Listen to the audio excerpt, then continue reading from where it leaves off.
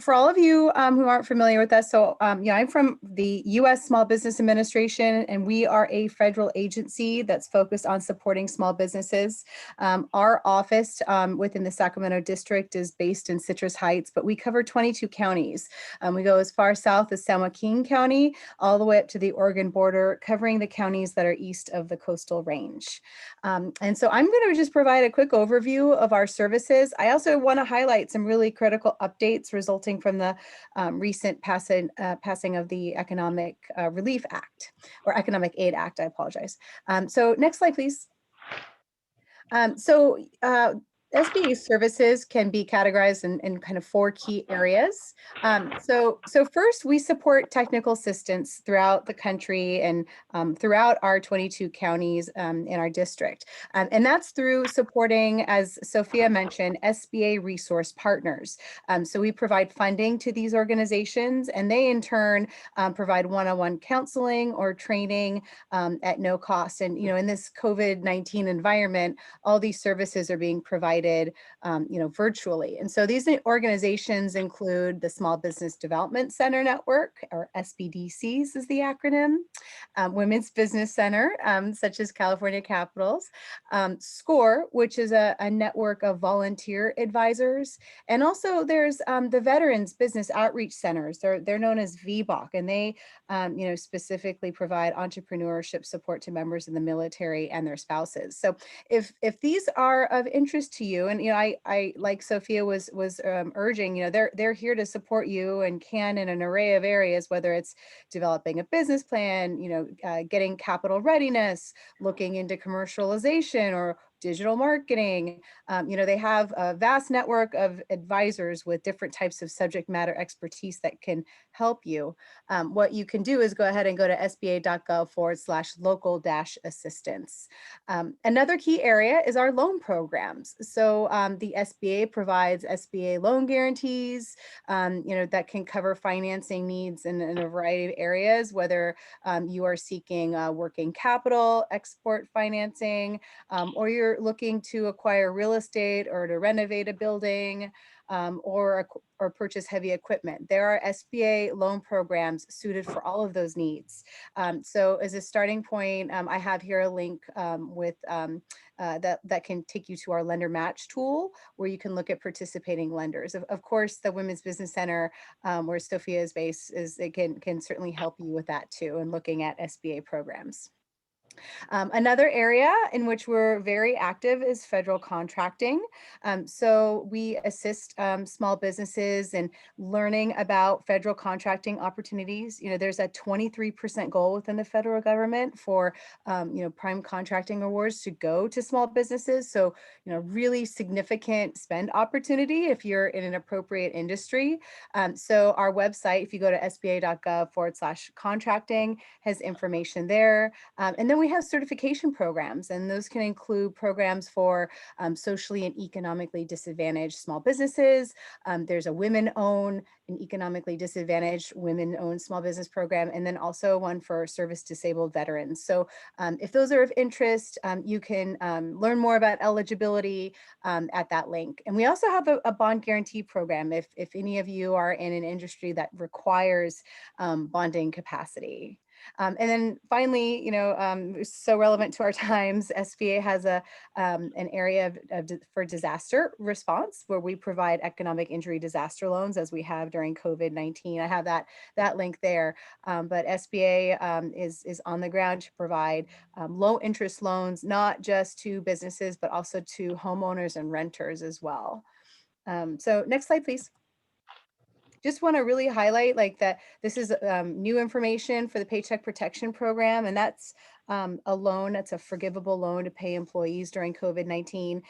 This came out during the CARES Act. It was, fully expended, and it closed in August. It has just reopened, and it just reopened this week to all participating lenders. So if you are interested in a Paycheck Protection Program loan, seek out that opportunity. You can use our lender match tool to find participating lenders. You could contact the Women's Business Center. But I just want to let everybody know that it is now open and available through participating lenders. Next, please. And then we also have that economic injury disaster loan still, that I had just mentioned. So that was to have closed at the end of December, but it has been extended through this year, through the entire year. So that is a working capital loan for debt, payroll, inventory, and other bills not payable due to COVID-19. There is no advance, that was a component that was didn't require to be repaid. This is not currently, it's not a forgivable loan. But certainly it's a low interest amount. It's over 30 years with no prepayment penalty. There's a lot of advantages to it if you are seeking working capital financing, because of the COVID-19 crisis. So I just want all of you to know about that as well, that update that it has been renewed through the year. And then finally, on the next slide, I have our contacts and for the Economic Injury Disaster Loan Program, that is directly through the SBA, but through the Office of Disaster Assistance. That's not where I'm based. I'm in the district office. So I have detailed contacts if you need somebody there. Otherwise, I have our information for our district office and our website. We maintain a district calendar of events on our website where we post free trainings that we deliver, that our resource partners like the WBC delivers. And so it's a great centralized source for free trainings to help your business during this time. So, please do take advantage of it. It's there for you, and I hope it can be of assistance.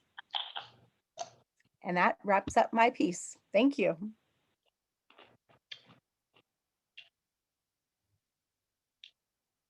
Thank you so much, Janelle. Again, a lot of great information. You can really, as you start to see and hear from each partner, you can really see and understand how we all work together. We're all in constant communication, and if one partner doesn't have a specific service that may fulfill your need, we can almost guarantee that another will. So thank you so much, Janelle. Really, really appreciate your assistance and all of the services that the SBA provides, especially to us resource partners, because it does mean the world to us, and we're able to provide much more services and reach more clients with the services or with the opportunities that the SBA provides us. So with that, I will go ahead and turn it over to our next presenter. And this was by the SBA. Danae Starks, who will be giving the presentation for today's, for the grant, our main presentation, is also the Education Director for BSBA. And so I will turn the floor over to her. Sophia. Oh, sorry. I was going to say, so it seems like there's like a lot of different questions in the chat. Like, can I download the PowerPoint? Will this info be available in an email? Do you think that, I'm not sure, I guess, do you have answers to these questions for everybody? Sure. Who's talking right now? My name's Mandy. Hi. Hi, Mandy. Yes, we have somebody that is facilitating the chat, but we've also designated a certain time to answer those questions. Perfect. Thank you. No problem. Thank you. Okay, this is Danae Starks. I am the Education Director for BSBA, as well as presenting the presentation on today through my organization, Diversify, which we'll talk about later. But BSBA, just to give you a short kind of informational about what we do, BSBA was founded to kind of close the gaps in what was happening with the small businesses locally here in California. A lot of those businesses, especially small businesses, were impacted. Minority-owned businesses, Black-owned businesses, underserved businesses, greatly impacted at a closure rate of like 46%, whereas other types of businesses only closed at a rate of like 13%.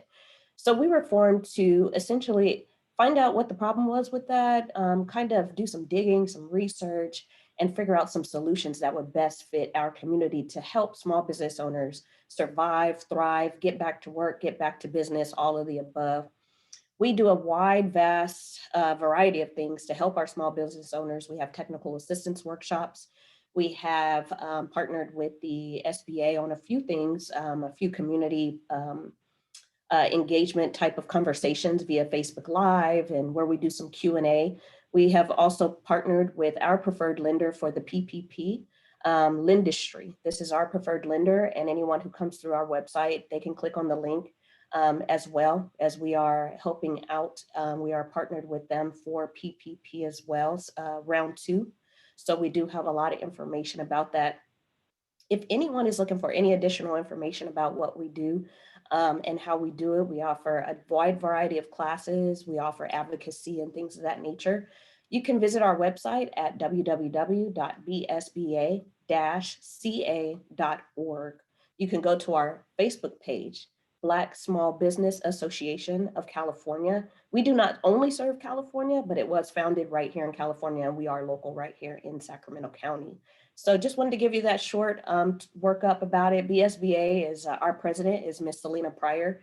She is on, but she's not in a position where she could share. So I'm doing the sharing for her at this time. So you are welcome to join in on anything that we're doing. We offer a lot of community discussions and things like that, just to get the word out there, just so that we can market and know, what's out there from our community with regard to business owners, as well as allow them to retrieve and receive help from anything with counseling services and such. We have partnered with the Women's Business Center in California Capital on several things just in the latter part of this last year. And together with all of our partnerships and all of our partners, we have been able to really reach the community at large. So we really thank Ms. Sophia for this time, and that is it. Thank you very much, Danae. Thank you, thank you. So I will just address, not specifically some of your questions in the chat.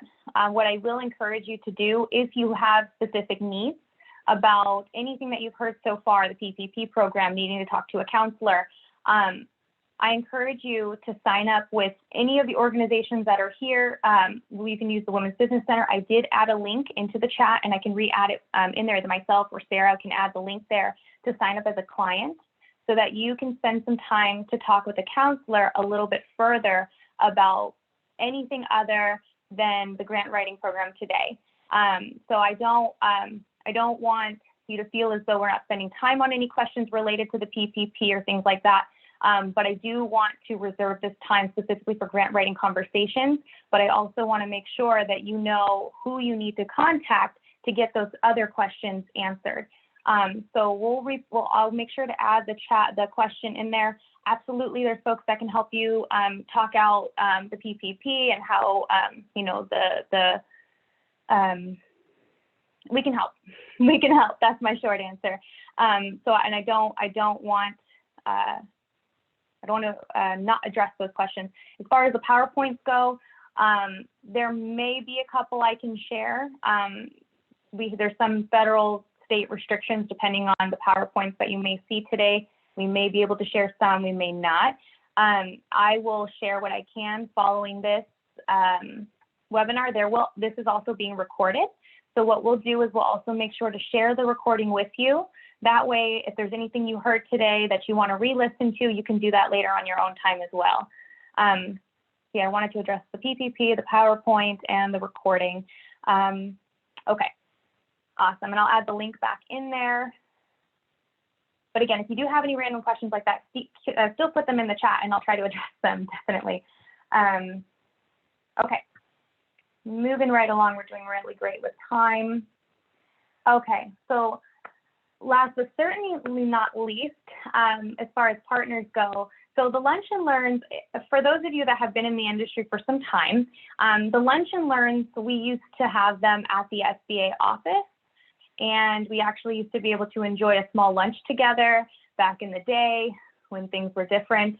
And so, we had to stop. We didn't have Lunch and Learns for about a year. This is our first time bringing them back for about a year. And so we're very, very, very excited to have you all with us during this Lunch and Learn. And typically you would see the SBA, you would see SCORE, and we would all be here together. And so I'm really excited to say that SCORE is here, and I'm going to pass it on to Miss Jessica Walker. There you are. And the floor is yours. Talk about SCORE. Great. Hello, everyone, and welcome to our first official Lunch and Learn. Woohoo! Super excited, right? It's supposed to be amazing, right? You guys are all fired up, right? Woo! Let's do this. Grant writing. I'm super excited for Dina's presentation. I have my pen ready and my paper because I'm going to be taking notes. So first of all, I want to share with you all that my name is Jessica. You all know that now. And I am a SCORE volunteer. And what we do here with SCORE Capital Corridor is we try to help folks just like you get started, either get started or help you along in your business, depending on where you are. So we don't have a poll option, and I'll save that to later, but I would love to know if you could just DM me privately, because you can select down at the bottom in your chat privately if you are a new business owner or an existing business owner, and I can't talk right now, existing business owner, please let me know. Once again, my name is Jessica. We help small businesses like yours here at SCORE, national's largest network of volunteer expert business mentors, is dedicated to helping small businesses get off the ground, grow, achieve their goals. And we've been around since 1964. We've provided education and mentorship to more than 11 million entrepreneurs, which I'm sure that's even more now. SCORE is a 501c3 nonprofit organization and a resource partner of the U.S. Small Business Administration, which is the SBA, Janelle, who you heard from earlier today. Thanks to their generous support from the SBA and because of the selfless contribution of more than 10,000, and I'm sure we have more volunteers now, we're able to deliver the service at no cost to you all. So I've been with SCORE for about 2 years. I am a woman in business. I've done a couple of women in business events. I'm the head tech support for my hot father, who is 70 years old and can bench press 400 pounds. So a little bit about me. Not that you needed to know, but I love to just give some insight so you know I'm an actual human being. This isn't just a machine here talking to you here on Zoom. So we help small businesses like yours. Again, I'll do a quick skim of this because I want to make sure that I'm underneath the time that is allowed. I am going to give you guys a copy of this. So I'll place the copy of this particular this particular PDF, I should say, in the chat. So I won't go through this all the way, but you can get mentoring service from from SCORE. If you're ready to start a business, we have a whole host of online classes, webinars, podcasts available to you just at your fingertips. So you can click on the link here. It'll take you directly to our website, which will get you to the startup roadmap, right? So this is an interactive PDF. Anything that well, most of the things that you'll click on here, I won't say anything, but the highlighted things that are highlighted here, you can click on them. All of the pictures here are clickable to where you can get to each one of the resources that are available to you. So those are all there as well. Links to the modules are linked. And I also placed into the folder a couple of different links that can help you as far as technology. I'm all about marketing. So once you learn how to do that grant writing, that next step after getting your grant is all going to be about marketing. So I placed some tools that you all can use, hopefully, in your journey. So that is it for me. Once again, I will place this link in the chat so you can get to all of the resources here, and you will get a copy of this presentation here.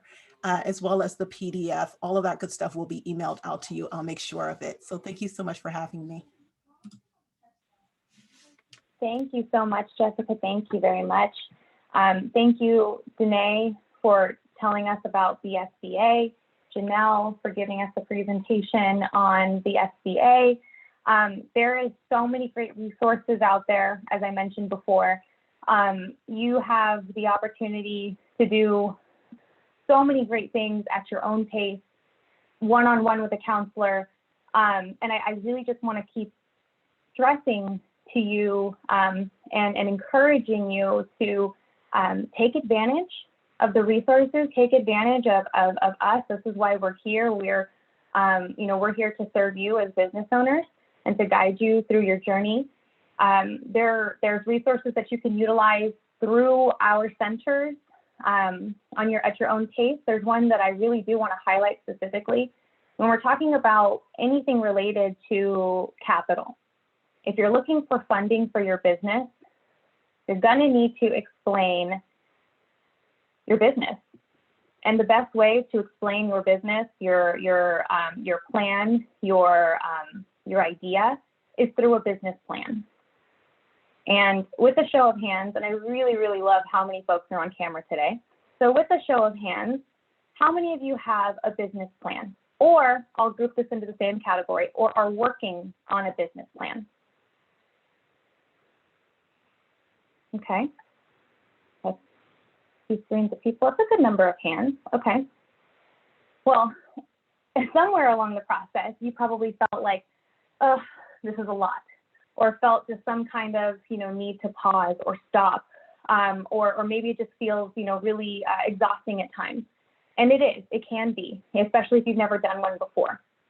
And so I do want to talk to you just very quickly and let you know about a free business tool that you can access through our website is Dream Builder. And if I can just ask Sarah or Akemi, when you can, if you can add the link into the chat for Dream Builder, that would be great. Dream Builder, oh, Sarah, thank you so much. Wow. Dream Builder is a 13 module-based program that is completely free to use. And what it does is it walks you through each module and asks you to think about your business in 13 different ways. And as you go through each module, you will think through the process. It asks you to go through a few exercises, and then you'll write on it. And what you'll do is by each module, you'll basically information dump is the word I like to use. By the end of the 13th module, it formulates a business plan for you. So awesome. I have seen so many of our clients graduate through this program and walk away with a tangible business plan. Now, here's what I suggest.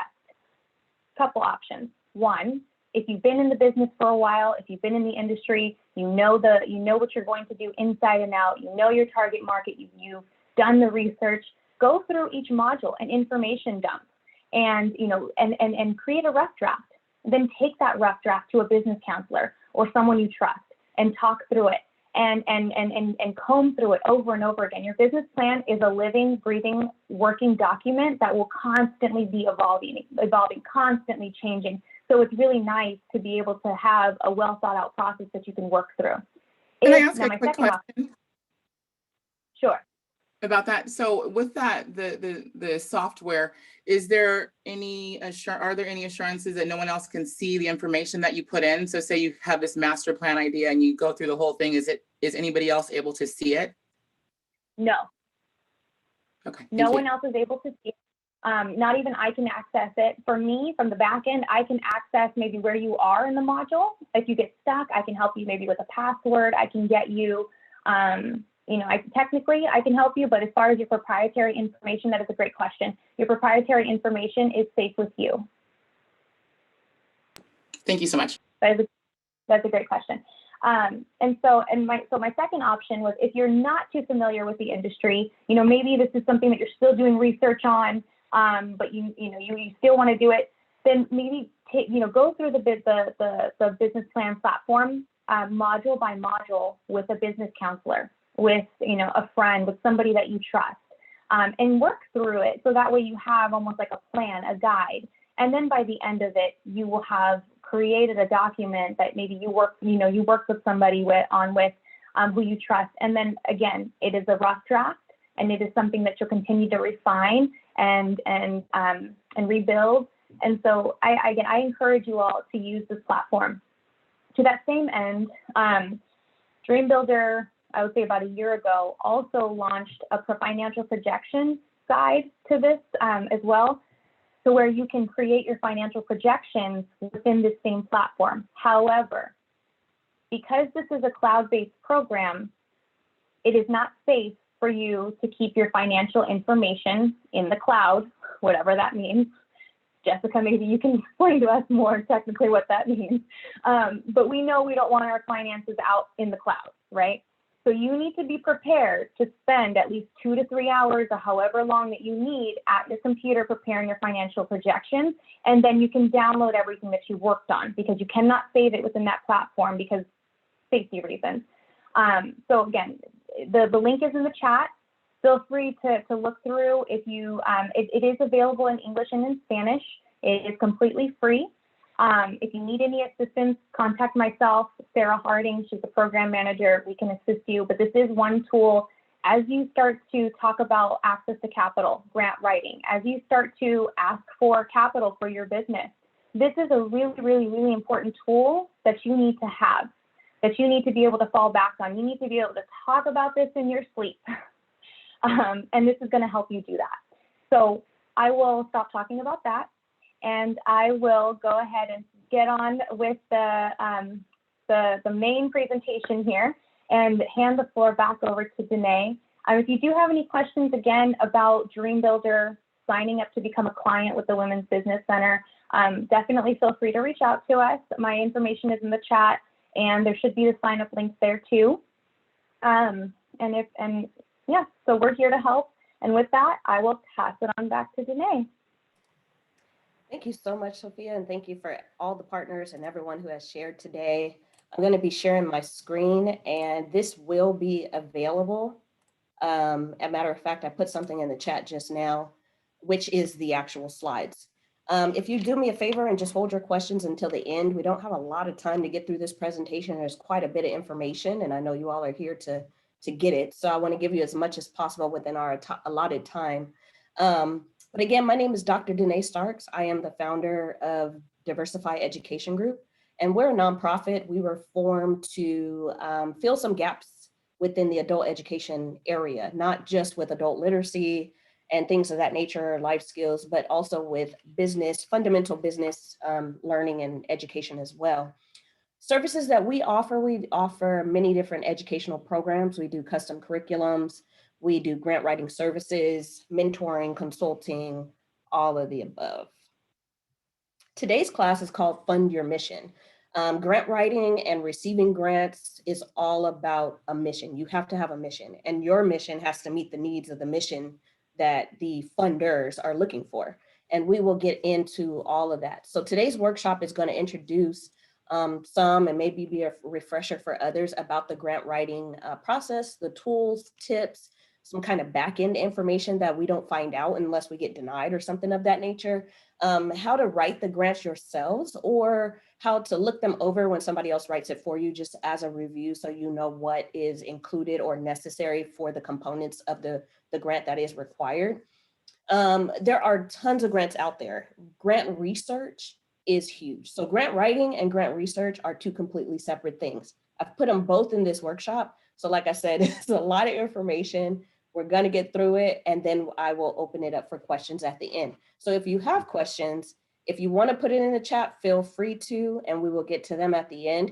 If you want to hold on to them and just talk them through at the end, we can do that as well. So today's agenda, we're going to do some introductory kind of components, talking about partnerships and networking. We're talking about getting a team ready. When it comes to grants and funding and completing our missions as organizations, we can't do these things by ourselves, and we shouldn't, quite frankly. It's a lot of work. It's a lot of time that goes into it. So why not share the load, right?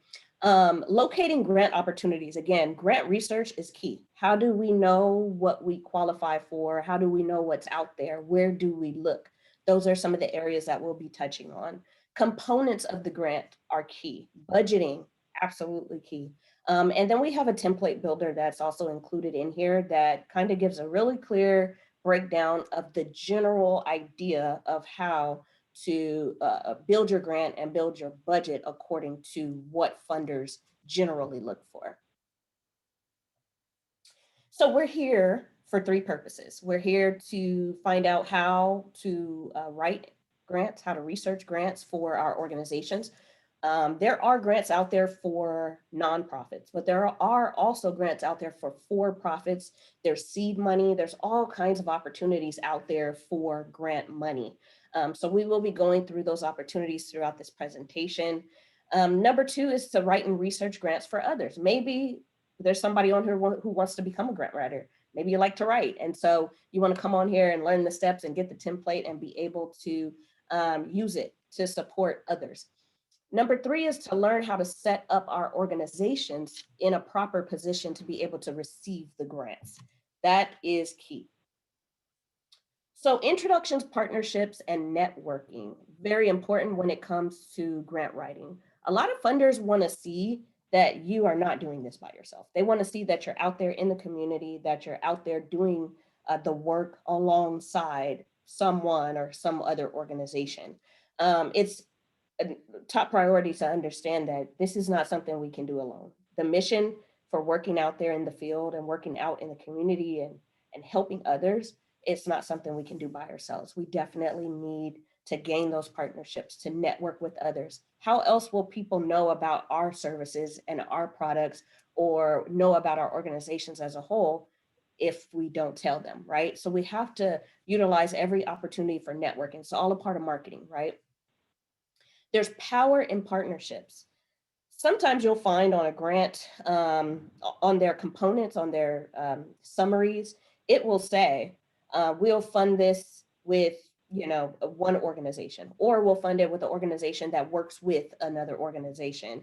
There are power in partnerships because maybe your organization focuses on feeding the homeless, but there's another organization that gives workforce development, job training. You want to partner together, and guess what? You're able to impact the community at an even greater level. And it looks great to a funder who has the money to say, you know what, I want to give my $1 million to this organization that is out there working together, because guess what? It's all about community. We want to network it with others because, again, we talk about marketing. How else do people know what we do, what we have to offer, unless we tell them, right? So there are lots of free resources out there for marketing. There's a new one too it's right now in a beta stage. It's only for iPhone users, but it's called Clubhouse. It's a great app to be able to host some discussions, even about what we're doing, and use it as a networking tool. Building a database of contacts is key.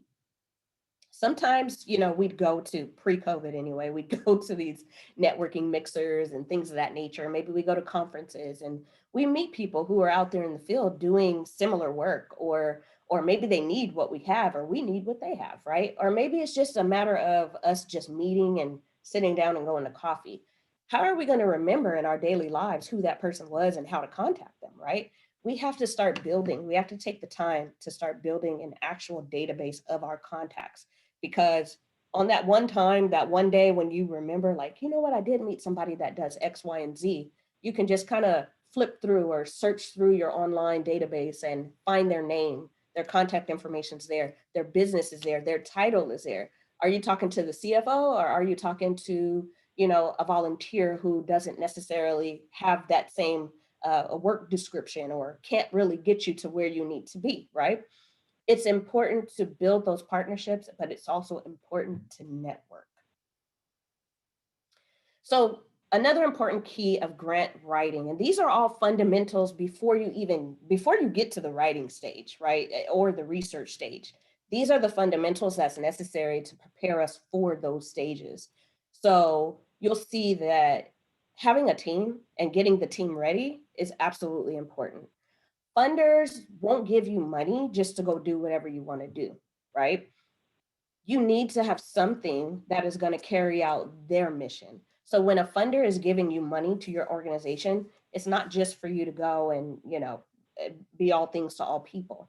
It is for you to carry out what they've stated they want to see out there, and what they stated they want their money to apply to out there in the community. It's not for internal gain of the organization and things of that nature.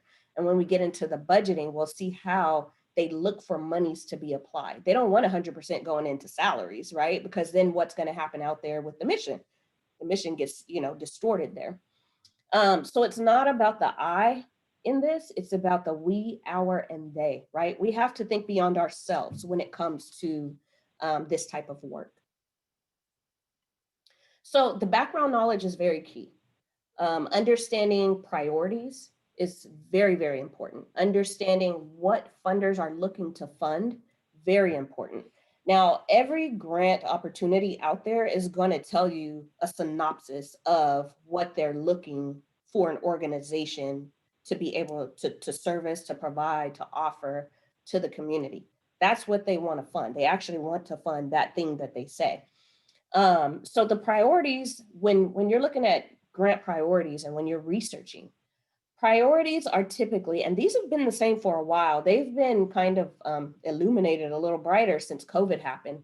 And so these priorities are organizations that offer job training, right? That's something that's always been in high demand because, of course, they want to keep like unemployment numbers down, and they want to keep other social costs down. So they want to provide, they want organizations that provide job training.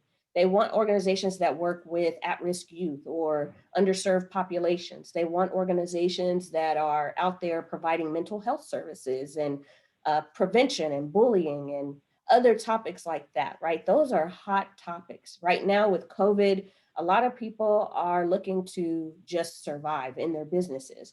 But as you're looking to survive, there's also a need out there in the community as well. So what can you do to offer something that is a priority, not only for you, but also for them as well?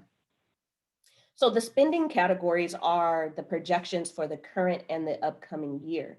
So when we're looking at how we are, when we're researching the grants, and it'll show you, and I'll show you an example of this, of what I'm describing, but it'll show you a spending category. And that is what the maximum is that you can receive, what the minimum is you can receive, and what areas they want that money applied to. They will tell you that on the actual description of the grant when you're researching. So it's very important to look at that and to understand that terminology when you're researching grants, because you may be thinking one thing, and so you're looking at it that way, but in reality, it's called a priority, right? So you're looking for something that offers this, this, and this. Well, they're calling it a priority and calling it, another term. And so we want to be able to be familiar with what that looks like. And the way to get familiar with those things is to actually spend some time just looking at grant websites and going over different types of grants for different types of purposes and for different types of organizations.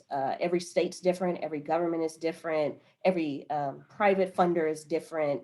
So everyone doesn't use the same terminology, but as we are getting ourselves more familiar with the grant process, the research side of it, we will become more familiar with the terminology as well. So all types of grants are available. I know that sometimes people limit grant opportunities to one type of sector over the other, but there is mandatory spending, there is discretionary spending type of grants. There are categorical grants, which are special programs, and they will tell you what that is. There are block grants, which are for activities identified in authorizing legislation. Now, sometimes people that are involved in government affairs for certain things may not qualify, but then there are some that are specifically for those purposes. Project grants. Do you have a project that you're trying to fund? Do you have a specific thing that you're trying to put together for a certain amount of time? Formula grants, this is for more of research and data, scientific type of projects, scientific types of things. So right now with COVID and vaccines and things like that, a lot of these pharmaceutical companies or vaccine companies, whoever is coming up with it on the back end, they are receiving some of these formula grants and they can use it for those purposes. Matching grants. These are the types of grants where the funder will say, you raise 10,000 in fundraisers or whatever. You come up with 10,000, we'll match you 10,000, right? That's what a matching grant is. And there are some of those out there as well. Additional types of grants are seed money and startups. There are organizations out there that will offer money to help a business get started. Now, sometimes this seed money is not limited to a nonprofit. It's not limited always to a 501c3 nonprofit, 501c6 or what have you. Sometimes the seed money that is offered and the startup money is offered to for-profit businesses as well. So again, when you're researching the grants, you want to look at the summary, you want to look at who they're looking to fund, because that's going to tell you if you qualify or not. Planning grants, maybe you have something in the works. You're in the initial startup phases, you're in the creation phases, you're in the initial research phases of whatever this program or project is, and you need some money to employ some people or to purchase some equipment or what have you ahead of time. These are planning grants. Equipment and facilities grants, very important. A lot of times people just go for money for community type efforts, forsaking the fact that sometimes equipment is necessary. Why not get a grant that's specifically used for that instead of taking from another budget somewhere else, right? A facilities grant is for your buildings, whether it be a office building, commercial building, maybe it's a warehouse that's been converted to a youth center, something of that nature. Cars, maybe your organization, would drive children somewhere. And so you need some 18 passenger vans with Ford or something of that nature. There are grants that are available for those specific purposes. Endowment grants are available as well. It provides money to invest the principal and only spend the interest on the money that they're giving you. The management and technical assistance grants are really good because right now, in this time of recovery and trying to bounce back from COVID, technical assistance is like key, and it's so needed and necessary, which is what BSBA does. We have a technical assistance program. It's what the SBA and the Women's Business Center. There's all types of job centers and workforce development agencies that are out there doing technical assistance. There's also some agencies doing indirect activities related to this. So maybe it's, the marketing for this, or maybe it's the nonprofit organization who is then contracted or partnered with someone else. You can apply for the grant, right? And use that partner as leverage. Program related investments. This is not necessarily common, but it is an option when you're looking at grant types. It provides low interest rate loans to nonprofits that usually wouldn't qualify for a loan. And when we think about what's happening now, there are a lot of people that were put into situations where they do have to now take a loan, or they have to consider taking some multiple loans or something like that to be able to survive, pay staff, have staff, not have to lay people off, or provide service, still provide a quality service with less people, something, right? Because people lost. And when it comes to grants, sometimes your grants are renewed, but sometimes they're not. And when COVID happened, nobody planned for a pandemic, right? So a lot of organizations, a lot of funders may not have renewed their existing grant for another term, another year, right?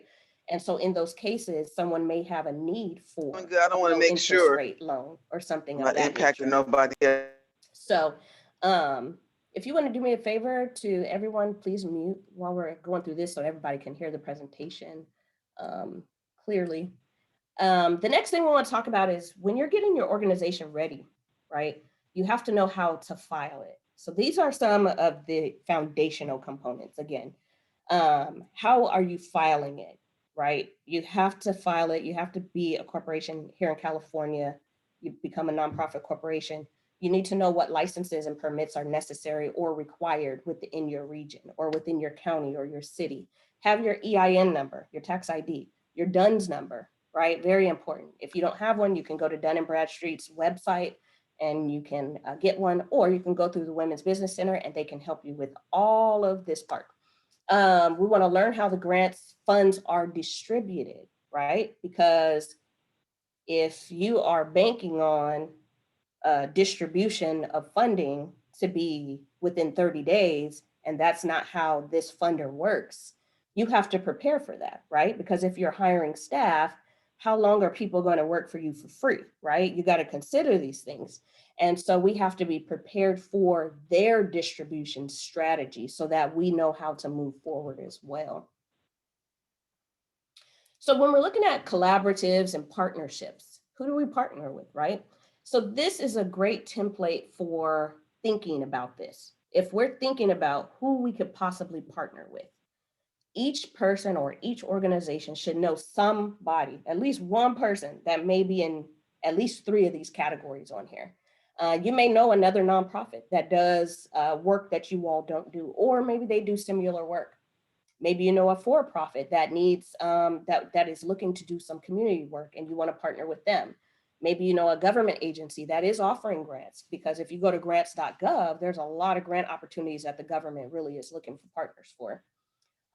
Schools and school districts like never before, because with children being online and things of that nature, there is a great need for partnerships with schools. There's a great need in the education field right now for tutoring and additional things for children. There's a great need for mental health services for children and adults, quite frankly.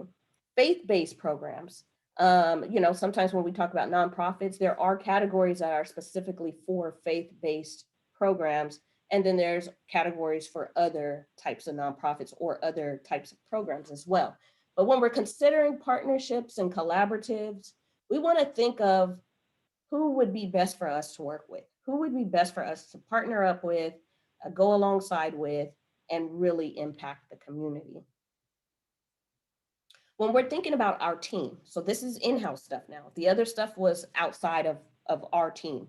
When we're thinking about our team and building our board, we want to make sure that our board members are people that have, you know, they can really, they're in a position to impact others, right?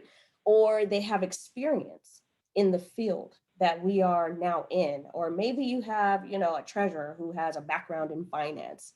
You want to look at somebody who's maybe, you know, been an entrepreneur and can help with some of the fundamental business aspects if they've been, you know, successful or what have you. You want to really consider these things when you have a team member. You can have your founding board and you can have your decision-making board.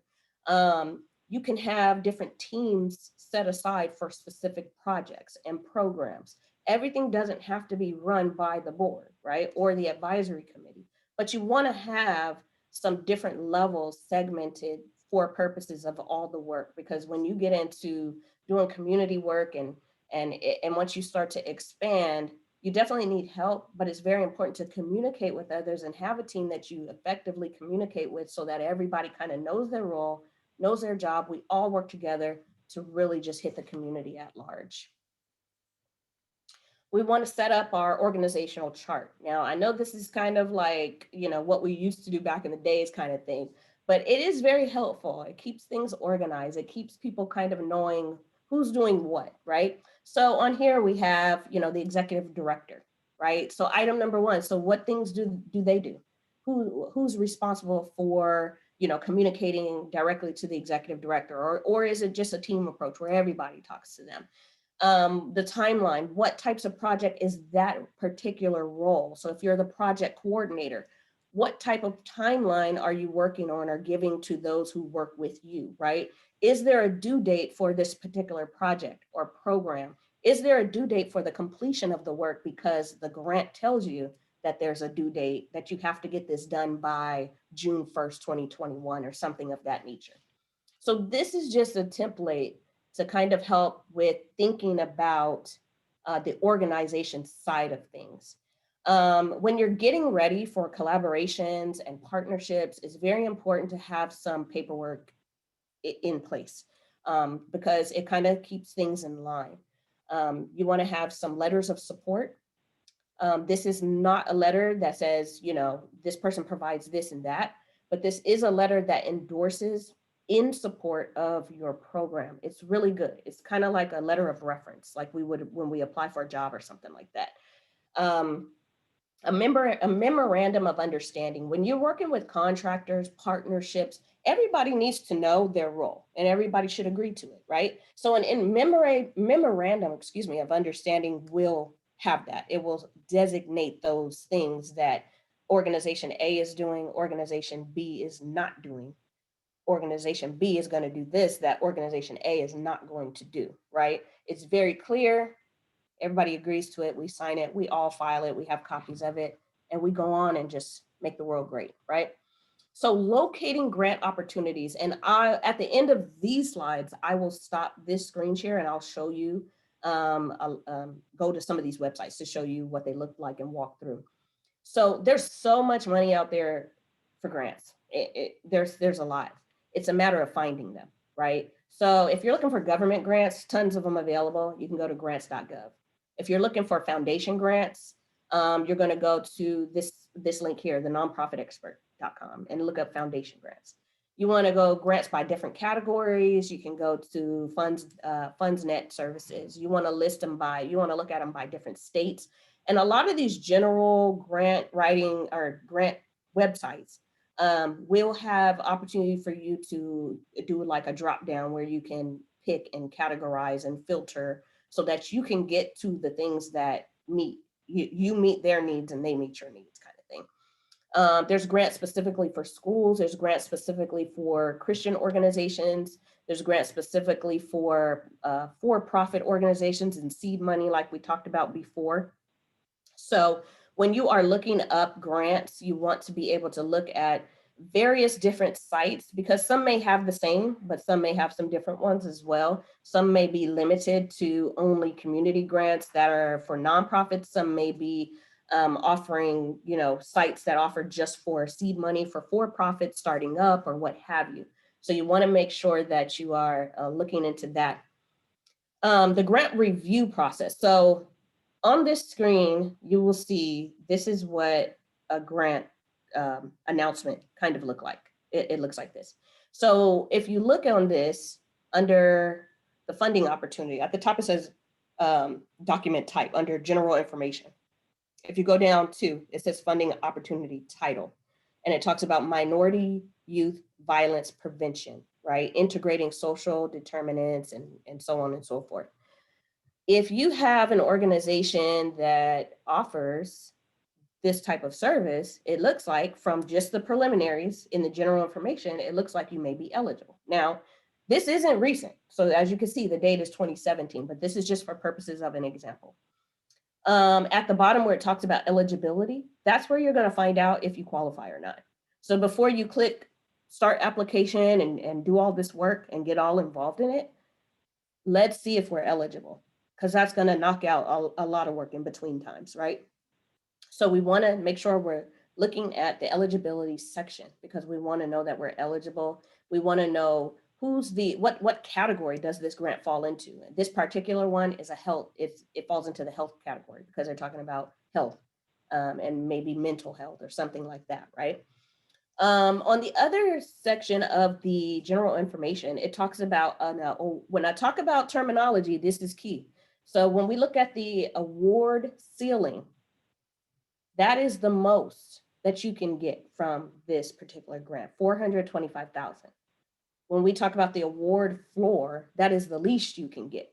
So that at minimum, you can qualify for $325,000 as the minimum, right? The total program funding is for $3,600,000.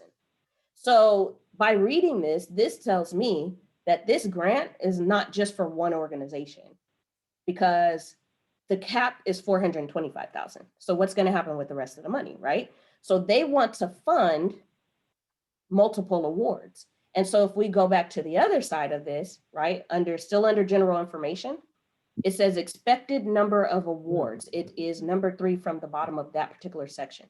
And it says 11. So it tells you there how many organizations they're looking to fund with this particular grant. So you see how important it is to understand the terminology, but also understand how to understand what they're saying and who they're looking to fund and how to qualify and all those kinds of things. So some additional resources that I love to give out. The Impact Foundry is a great place to start. I don't know if anybody on here is already a member. If you're not, I would encourage you to join them. They offer so much. They offer a wide variety of things. They have a grant research center where you can go there, and used to be able pre-COVID and go there and literally look through binders full of grants. It's kind of overwhelming sometimes, but it is a one-stop shop. They do offer workshops and networking opportunities. You can post jobs there. You can do a lot of things. It is great. Grant Watch is a website where it houses tons of grants that come through all over the country. Even if you're doing work overseas, there are grants for those purposes as well. You just have to know where to look and know what the qualifications are before applying. So now what happens when we find the grant? When we find the grant, right, we got to save some time any way we can, right?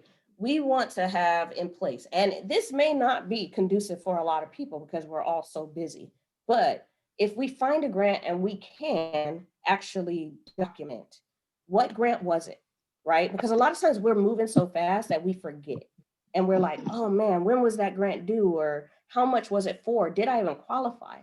So having some sort of system in place to maybe copy and paste the information or collect it somewhere. So it's all about data collection at this stage, right? You want to know, what is it, a government grant or is it a foundation grant? Foundations are like the private funders. The due date of the grant. Are you eligible? Are you not? If you're not eligible, maybe you can refer it to someone who you know is, or maybe you can partner with them and have them apply. All those things matter when it comes to saving time and knowing where to get them, how to get them, but also remembering what to get when we've moved so fast and kind of move forward. The components of the grant are key. So you have number one, your executive summary. Some of it is similar to a business plan. You have your executive summary, which is like your short W's, we call it, and we'll get to that on the next one.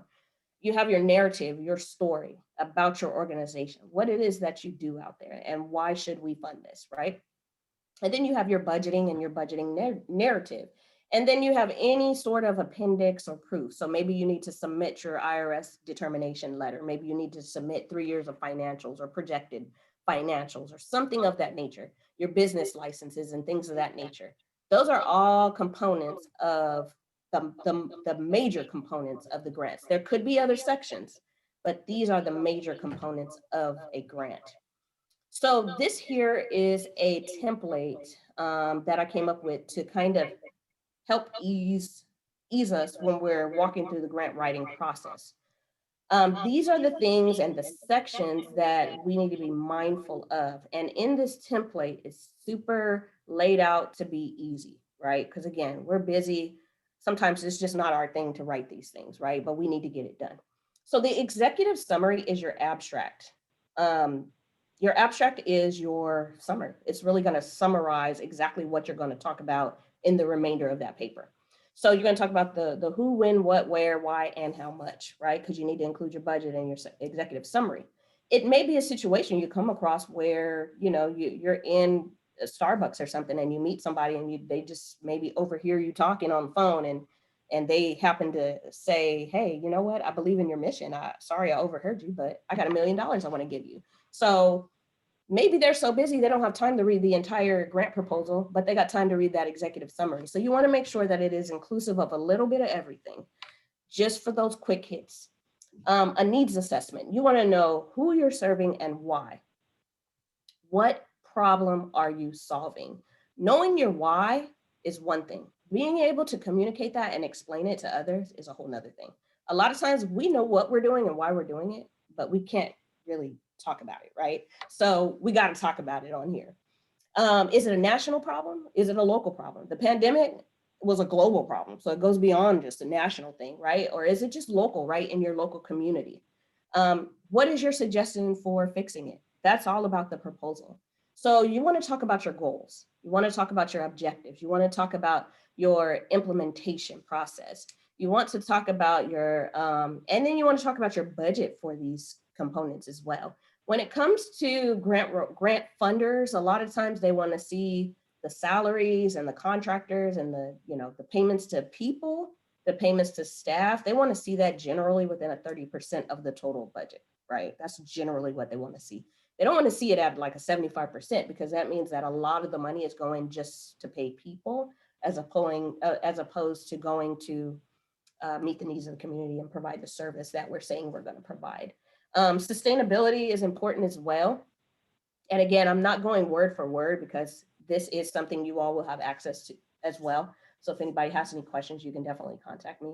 But sustainability, a lot of times, again, when I talk about grants being renewed or potentially extended, they want to know through your workup and your write-up, when you're talking about how you're going to fix a problem, what services you're going to provide, is it just for now, or is it something that you plan to do future forward?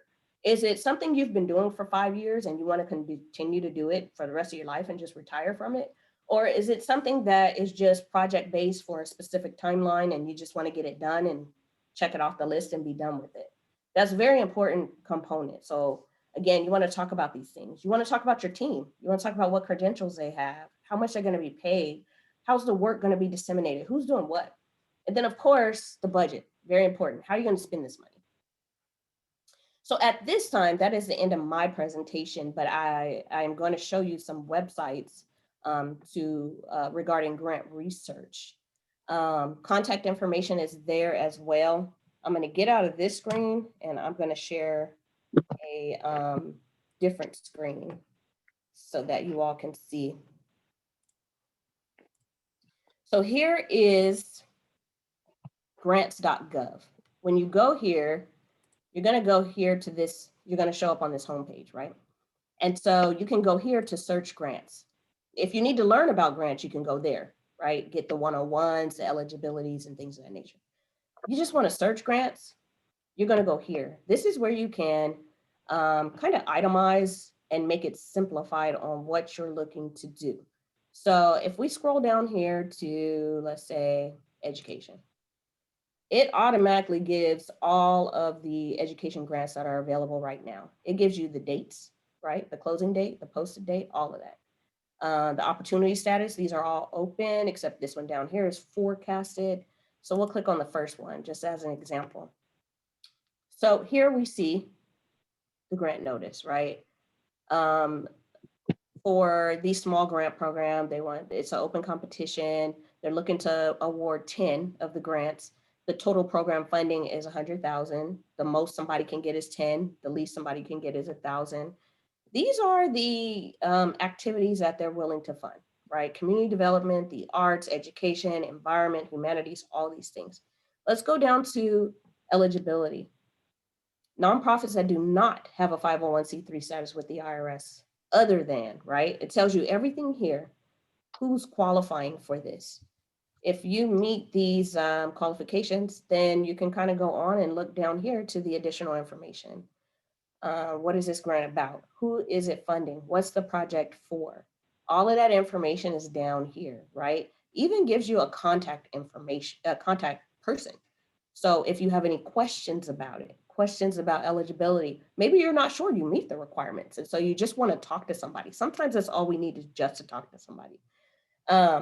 Grant information and the contact information is down there. Over here, we see where it was posted, but we see the closing date is March 15th, 2021.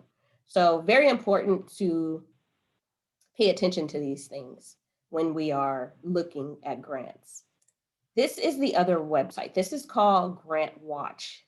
It is a member-based website. They do offer memberships, but they offer, if you join as a member, you get access to so much.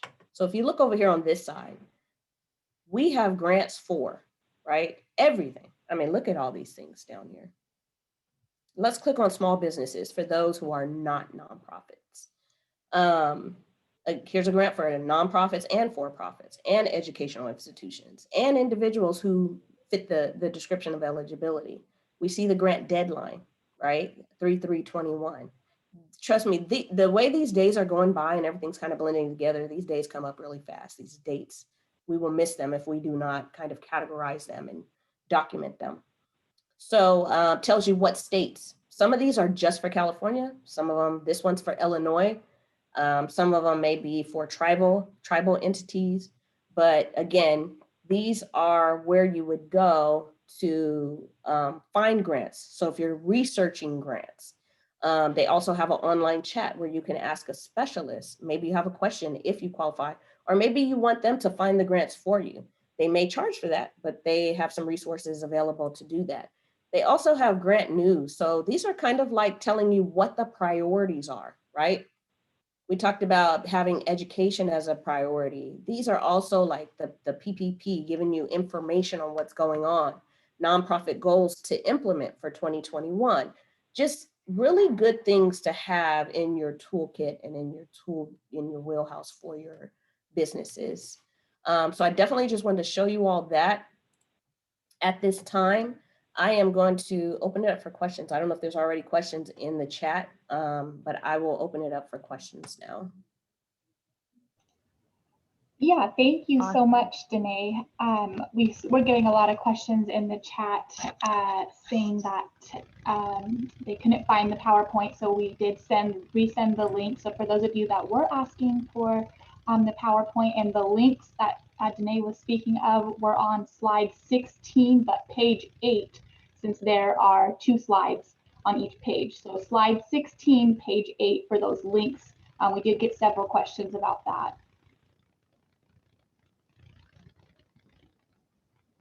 Is anyone able to see? We just sent the slides about at 1:10, myself and Akemi. No one can see the slides I'm getting several messages. They're saying no. And Sarah, I can see them Okay. at 1:10. You guys can. Yeah, perhaps if you're not on a computer, you might not be able to see them in the chat. So we will be distributing them after this event is over. We'll send out the PowerPoints from all three, as well as the recording. Okay, and I am seeing messages here that people were able to successfully download them. They can see them just fine. So you're right, it may be the mobile. Yeah, mobile. Okay, so have no fear for those of you that are on your phones. We will make sure that they land in your inbox. Yes, yes, I'm on my phone. Perfect. Okay. yep, they will be.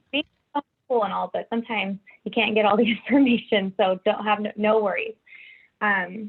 Perfect. So Sarah, go ahead and carry on with the questions. My apologies for interrupting.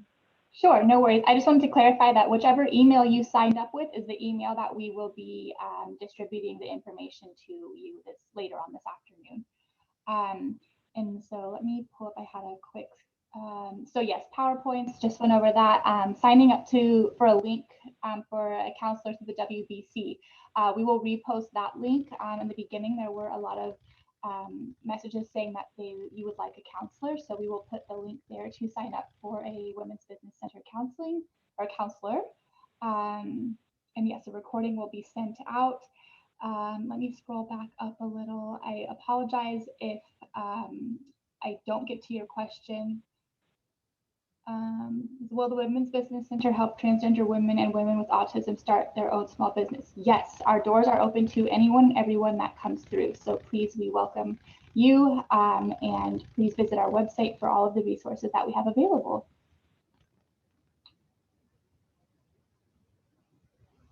Okay, a couple. So Sarah, there are some hands up at the top. So if we can, what I'm going to do, if we can just start with those. The first hand up here is Christina Hart. Christina, do you have a question that you would like to ask? Well, my question was already answered. Thank you for asking. But in the beginning of this meeting, I said to Sarah and Sophia, who were talking to Sophia, also Cannon, is that how you pronounce your name? I Yes, just that's want to perfect. inform you that I'm a transgender woman with autism, and I sent that to you in a private message earlier. Oh, I apologize if that got lost in there. That's okay. I just letting you know that I'm kind of new to SCORE. Oh, okay.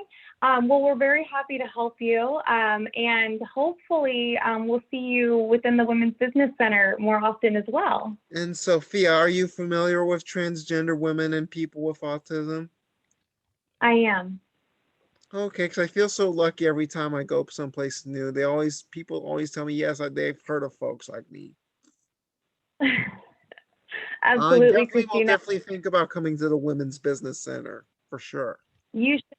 You should. You have friends here, and you have people to turn to. So if you ever need When any I assistance, contact the Women's Business Center, I don't really like to talk about my transgender identity or disability too much, or else I fear my message would get ignored. not a problem. We can focus on your business. Okay, that's all. That's the whole point. Yeah, I'll tell them that when they meet me face to face in person, if they're like doing online meetings for right now, because as of this COVID pandemic, I don't feel safe meeting with a professional in person until the pandemic's over. So I prefer Zoom meetings. No problem. Well, thank you, Christina. We appreciate you for attending. No problem, Sophia. Sophia, can I just address a couple of these questions in here that I see? Someone asked about elaborating about government contracts and how it works. I'm not sure if you're talking about contracts from what the Women's Business Center does or government grants. So if you can, Inessa, if you can clarify that, and then we can get somebody to respond to that. The DUNS number, I'm going to share my screen really quick to go to their page. It's right here. So you would go to www.dn as in Nancy, DNB, Dun & Bradstreet. And that's where you can go in. But again, you can contact the Women's Business Center and they can get you set up.